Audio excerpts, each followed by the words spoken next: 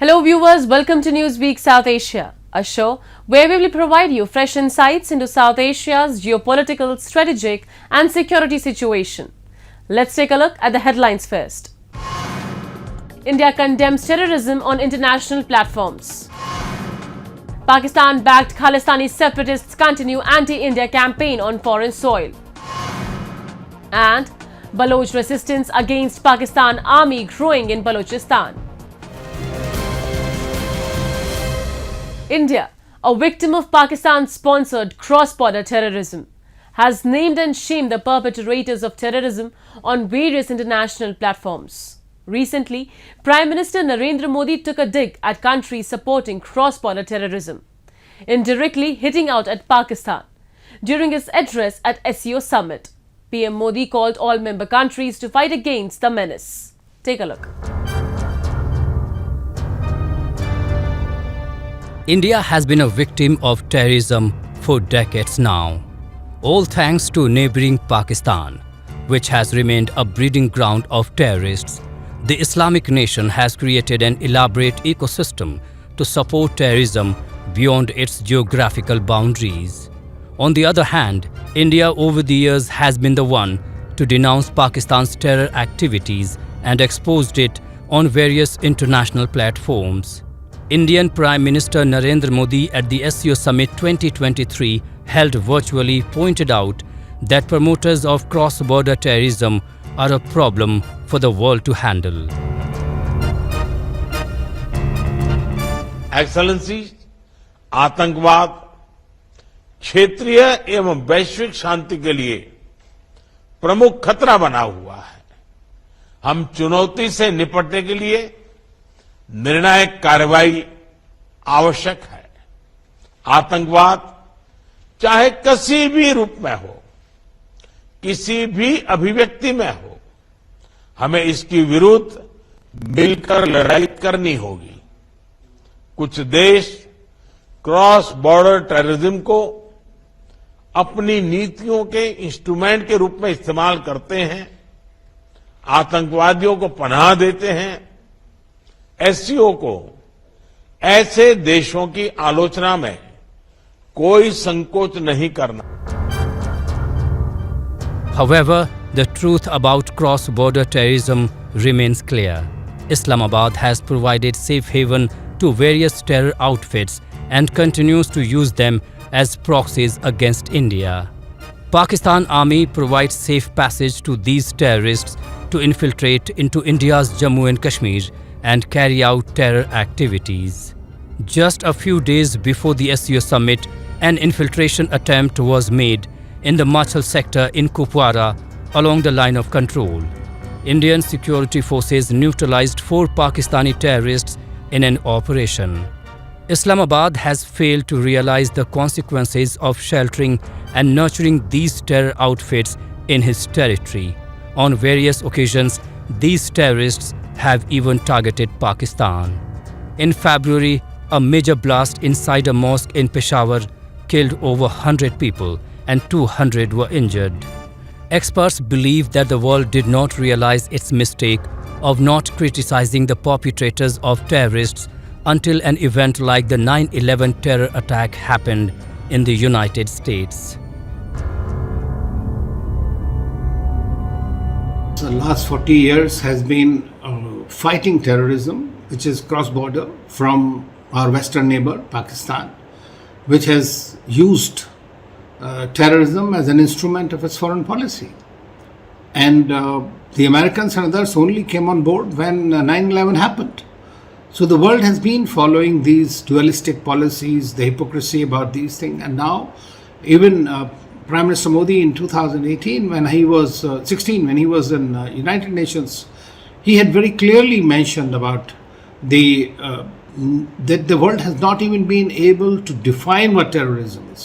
So India has been consistently flagging it across platforms everywhere in order to tell the world that this is an existential threat to the humanity.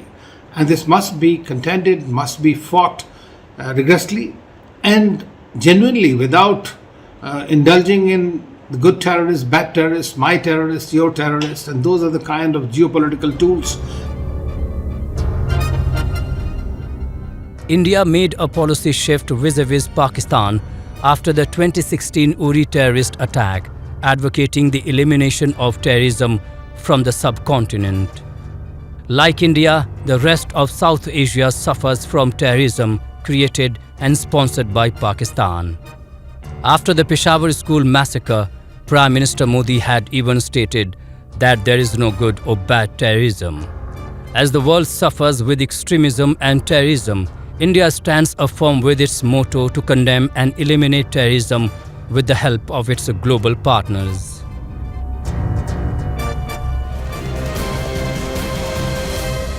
A group of pro-Khalistan separatists settled abroad continues to run an anti-India campaign on the behest of Pakistan's spy agencies. They are holding a so-called Khalistan referendum to demand for a separate Sikh state in Indian Punjab and are attacking Indian embassies and consulates in Canada, Australia, UK and the United States. India has strongly opposed the use of foreign soil to run anti-India campaigns. We have a report. Pakistan-backed Khalistan movement is again on the rise, with its motive to demean India's image internationally. Recently, pro-Khalistan elements to execute revenge on India tossed the Indian consulate in San Francisco, damaging India's property on foreign soil for the second time in a year. Similar events had played out in March when Khalistani elements vandalized the same consulate in San Francisco, all while chanting pro-Khalistan slogans. These acts by pro-Khalistan radicals expose Pakistan-backed terrorist plots to keep the Khalistan issue on the boil, to disturb the peace and tranquility in India. However, countries witnessing pro-Khalistan activities have now realized their fault. Well, first of all, let me say that these are deeply regrettable events. We take very seriously the safety and security of diplomats that are living in the United States. We have been in close contact with Indian authorities, with local law enforcement. We are trying to take the necessary steps to ensure that Indian diplomatic community feels safe and secure here, and we'll continue with that work going forward. India's External Affairs Minister has also warned that partner countries like the US, the UK, Canada and Australia were ruining relations with the country by giving space to Khalistani extremists. His comments came in response to threat posters being circulated widely in Vancouver and Toronto. The posters feature the names and numbers of Indian High Commissioners and Consulate Generals. हमारे जो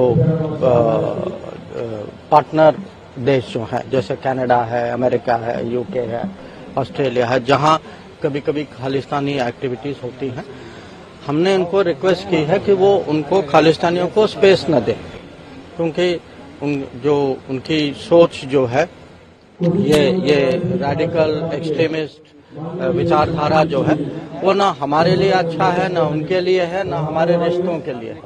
तो ये जो poster का विषय जो है ये हम जरूर उन सरकारों से उठाएंगे। A large group of people who migrated from India during the insurgency in Punjab in late 1980s have kept the Khalistan ideology alive with the financial and logistic help from Pakistan's inter-services intelligence. In the recent years, they have started targeting the Indian missions abroad and releasing videos and posters on social media with a threat to target Indian diplomats. Some Western countries call it a freedom of expression, but India has strongly condemned such acts of terrorism to organize violent protests, attacking property and threatening the diplomats posted at missions abroad. It is a matter of concern that freedom of expression and speech is once again being misused by anti-India elements based in Canada and elsewhere. The issue is not about freedom of expression, but its misuse for advocating violence, for propagating separatism, and for legitimizing terrorism. So that's actually what we would like to, emphasize. We have also had instances or situations where, these kind of threats have also taken place, be it the US, Australia and the UK, to name a few. You would have seen External Affairs Minister himself mention in the context of, I think, Prime Minister Trudeau's comments, that External Affairs Minister strongly believes that countries should not pander to vote bank politics.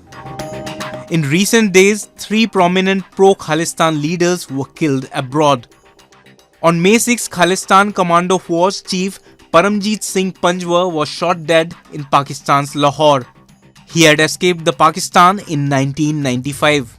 On June 15, Avtar Singh Khanda, a member of the Khalistan Liberation Force, died at a hospital in the United Kingdom's Birmingham. On June 18, Khalistan Tiger Force Chief Hardeep Singh Nijjar was shot dead in the parking lot of a Gurdwara in Canada's Surrey. Khalistan Commando Force, Khalistan Liberation Force and Khalistan Tiger Force are designated terrorist outfits in India. The leaders and supporters have taken shelter abroad and have been running anti-India campaigns on foreign soil.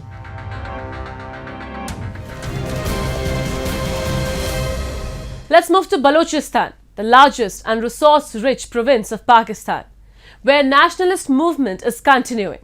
The Baloch have been fighting Pakistani oppression politically and with arms.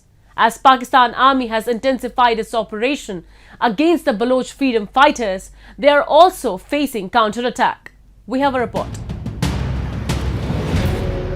On June 24, a convoy of 5 vehicles carrying Pakistan's paramilitary personnel and officials of spy agency the ISI was targeted by a suicide bomber in Tubat city of Balochistan. The attack, in which a policeman was killed, was carried by 25-year-old female suicide bomber Sumaya Baloch of the Baloch Liberation Army. In a press statement, the BLA said that Sumaya was a journalist and worked for the outfit's media wing for 5 years. It claims that hundreds of Baloch Fidaeens, including Baloch women, are part of Majid Brigade and are ready to wreak havoc on the enemies. The BLA has threatened Pakistan and China to immediately withdraw from Balochistan. सबसे बड़ा जो एक पहलू है वो एक आज़ादी का पहलू है। उसके बरक्स अगर आप देखें तो ये मालूम होता है कि बलूचिस्तान के लोगों की आवाज़ को कोई सुनने को तैयार नहीं।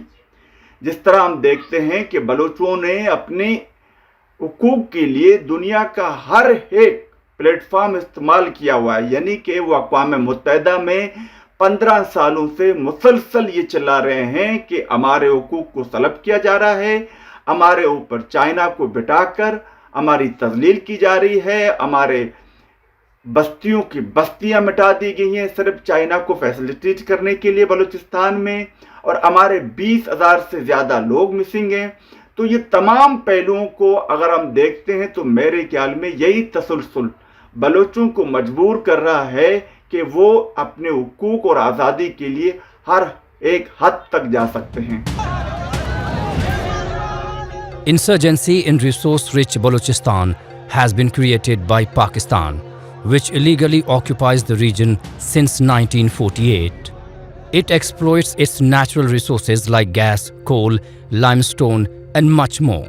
In return, it has given torture, enforced disappearances, and killings of the intellectuals, young and educated Baloch people. It has given birth to insurgency, and many Baloch have taken up arms to revolt against Islamabad, especially Pakistan Army and the Inter-Services Intelligence. The Baloch are fighting for their rights politically and with armed struggle. On the other hand, Pakistan Army has increased its cruelty against the Baloch and have been abducting, torturing and killing the Baloch political activists, students, leaders and intellectuals. Pakistan is always engaged in some kind of human rights violation or the other. If not against its neighbors, then against its own people. You tell me any decade in Pakistan's history where it wasn't engaged in terrorism or slaughtering people. Through the 50s, it was Afghanistan. Through the 60s, it was Afghanistan and Bengal. Through the 70s, it became, the Pashtuns and Afghans in general. 80s too. And then in the 90s, it was Balochistan. 90s onwards, it was Balochistan, Kashmir, and all of that. So they've always engaged in human rights violations, and they've never really cared about it because they get away with it every single time. There's nothing anyone can do about it. Their passports, their foreign passports, the American and UK passports never get confiscated, so they'll never change their behavior patterns. A large number of Baloch have left Pakistan and settled in other parts of the world. They have been demanding justice by holding protests in front of the United Nations, European Union, and other human rights organizations. The other concern of the Baloch is the growing presence of Chinese in Balochistan. China has invested millions of dollars in the construction of Gwadar port as part of its China-Pakistan Economic Corridor project. The indigenous people, especially the fishermen living in the Gwadar, are restricted to do fishing in the area, which has irked them. In past few years, Baloch separatists have been carried out attacks on Chinese workers in Balochistan to show their resistance. The Baloch are seeing no political solution to their issue and have taken up arms to show their resistance against Pakistan and China in Balochistan.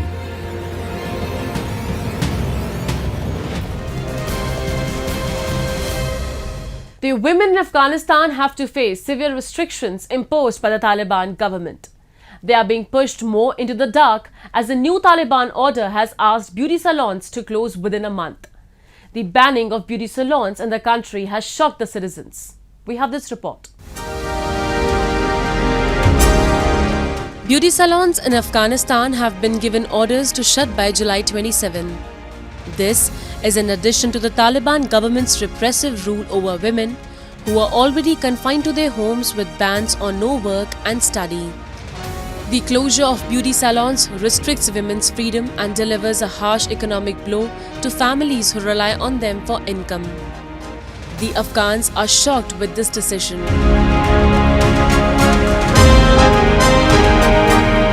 دولت اسلامی ما و شما امارات ایرا باید خودشان بفهمند بعض خانم‌ها سینمیال نانآور خانه ندارن بی وضاحت هستن، مثلا مرد سرپرست ندارن، خود خانم‌ها مجبور هستن کار کنن، وظیفه کنن، بعضشان دکان‌های آرایشگری دارن مجبور هستن کار کنن. دیگه از این نگاه ما نمی‌بینم که باید یا بسته شوند. نظام چې د آرایشگاه لخوانه خو څه تکلیف ماته نه ښکاري، ولې چې دا خو ماته یو ښه اقدام ښکاري. او بله که چېرته مثال دا بعضې خلک وایي چې دا تعلیمونه مثال بند کړي دي د زنانو، دلته ډېر زیاتی ده، په دې کې ډېر زیات مطلب موږ خفګان ښیو. تعلیمونه دې خلاص کړي او آرایشګاه چې څومره بندوي موږ لا پرې خوشحاله یو. According to a recent study by the United States, the Taliban has committed egregious systematic violations of women's rights by restricting their access to education and employment and their ability to move freely in society. The closure of beauty salons further diminishes the freedom of women in the war-torn country.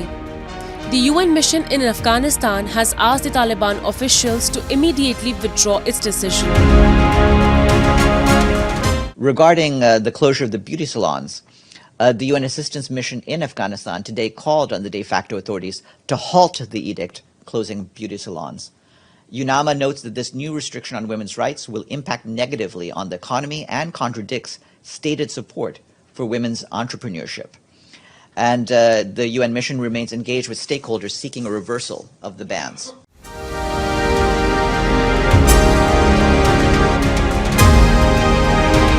Currently, working in hospitals as nurses and doctors is the only job that women can do in Afghanistan. When the Taliban came to power for the second time in 2021, it claimed that women would be accorded every right within the confines of Sharia law. However, in the months that have followed, the de facto rulers have imposed harsh restrictions on women's education and their access to employment. Taliban authorities began enforcing a ban on Afghan women working for the UN and international aid groups. Though the Taliban government's hatred for women in public life and giving them equal human rights is well known, but they have stooped to new laws after coming to power for a second time in 2021. This time, they have passed regressive laws which have banned girls from studying in school and colleges. They have stopped women from working, and more recently, they have banned the beauty parlors. The international community should not recognize the Taliban government till it gives equal rights to women.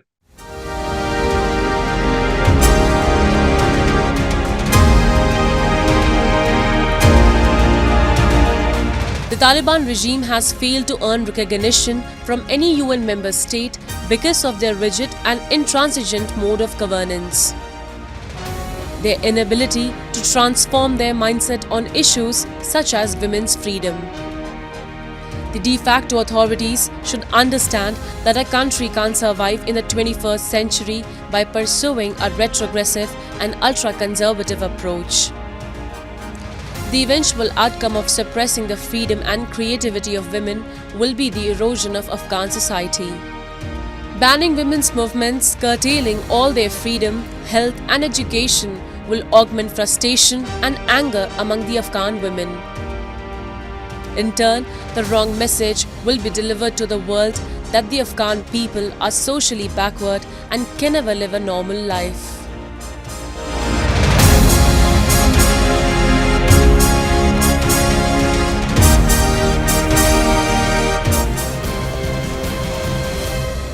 And with that, we come to the end of this edition of Newsweek South Asia. We'll be back next week with more news, views and analysis from the subcontinent. Meanwhile, do keep writing to us at nwsa@anin.com. This is Shivangi Mishra signing off on the behalf of the entire production team of Newsweek South Asia. Goodbye and take care.